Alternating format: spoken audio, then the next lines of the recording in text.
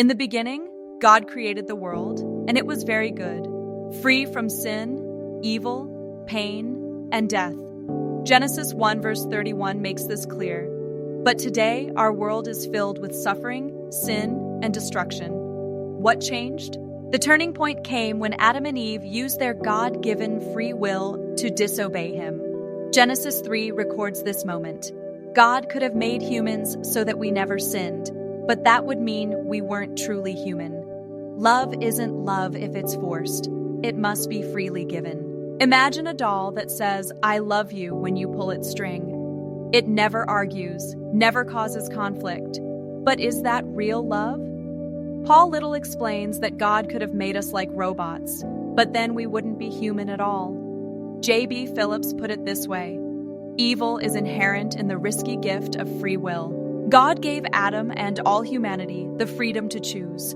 But with freedom comes the possibility of choosing wrongly. As Norman Geisler explains, God created the fact of freedom, but humans perform the acts of freedom. God made evil possible. Creatures make it actual. Ever since Adam and Eve sinned, a sin nature has been passed down to all humanity. Romans 5 verse 12 and 1 Corinthians 15 verse 22 affirm this. Our sinful nature leads us to continue making evil actual. Jesus himself said in Mark 7 verses 20 to 23 that evil comes from within the human heart. Even natural disasters, earthquakes, tornadoes, floods, are ultimately rooted in humanity's rebellion. Romans 8 verses 20 to 22 tells us that creation itself groans under the curse of sin. The world was not originally meant to suffer these things. The Garden of Eden had no death or destruction. Genesis 1 to 3 confirms this.